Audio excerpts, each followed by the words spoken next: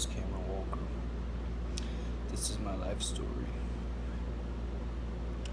It all started out when I was born on July the 17th. My grandma had to take care of me because my mom had vanished and my dad had left me.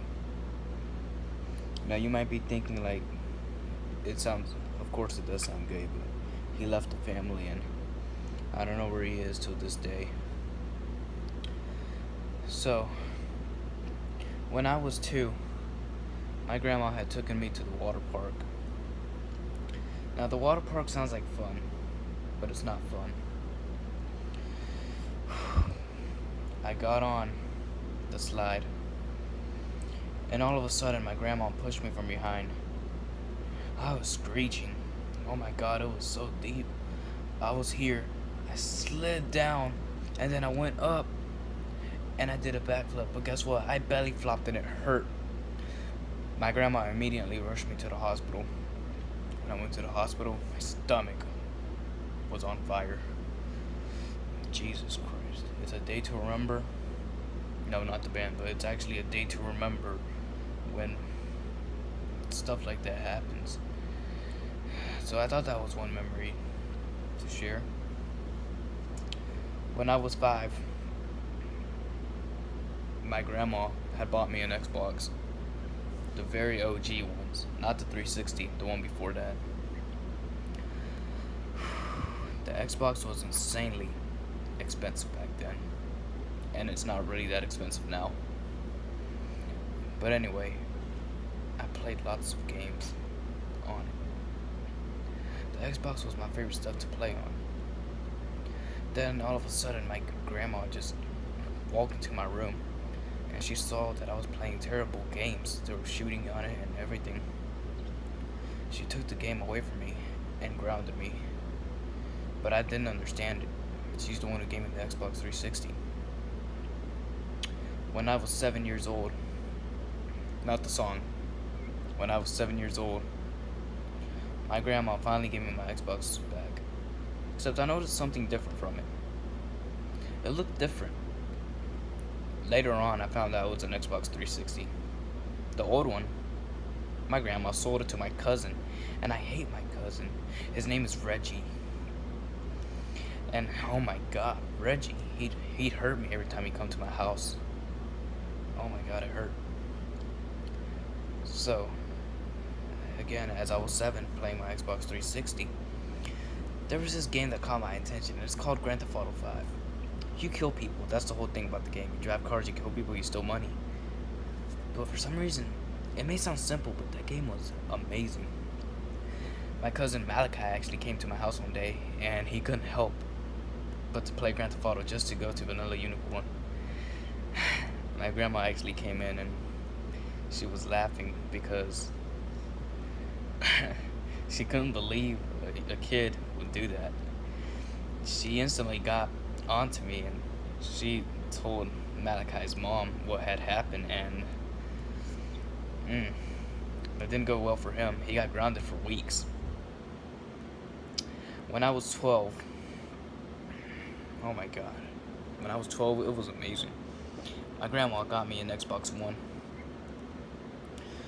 Only later on to find out it was actually a ripoff.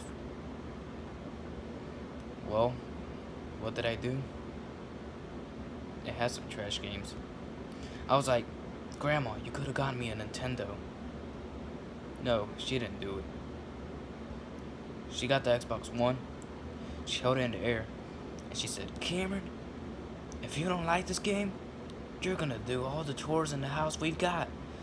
She told me to pick up the trash. I did it. She told me to wash the dishes.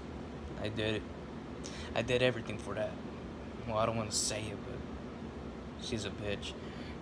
I did everything, and she just treats me like a coward, and oh my god, I just hated it.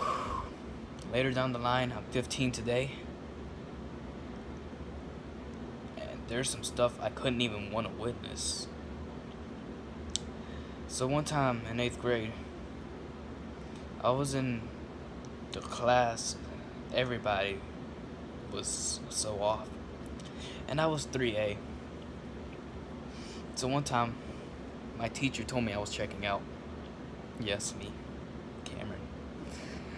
I went to the office and came back.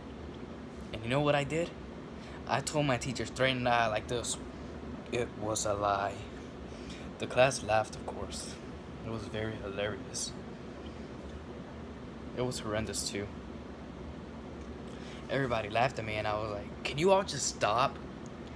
My teacher, she was so scared. She wrote on a piece of paper, help me.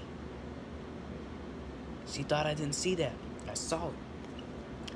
So, when I left the classroom, I talked to my best friend, Larry Felix, about it. Larry Felix was like, I don't know, dude. I think she's up to something. And I was like, hey, do you think I can manipulate her so we don't have to do work anymore? I mean, she's scared of me. Then Larry was like, yeah, man, but isn't that like blackmailing? You could go to jail for that. Then I was like, oh, you're right. So I didn't blackmail her. I didn't. And later on, as the days were coming to an end for the school year, she was not scared of me anymore. My teacher was not scared of me. She looked me in the eye and she told me to do favors for her, which of course I did. I wanted to be a good boy. And I did it. Okay, I did it. The last day of 8th grade, it was not cool. My teacher, Mr. T, he just grabbed me by the shirt collar and he said, man, boy, are you the one who's talking? I looked at him in the eye like this, and I had my fist. And I was like, and in my head I was thinking, oh, I'm gonna kill you if you get your hands on me again. But I couldn't say that. So I said, sir, I am very sorry. What did I do?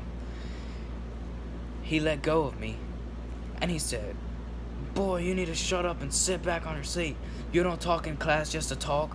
You're gonna make an F. As a matter of fact, you failed this entire year. Did he fail me this entire year? No, he didn't. He lied. He only did it to make me do what I had to do. It was the most scariest day of my life, and I gotta say, I would never do it ever again. And I think that's basically my entire life story. Currently, there's just so much happening that I wouldn't even explain. I might as well make a part 2 of my life story. I guess I could say for now, this is all I have to say. So thank you, the audience.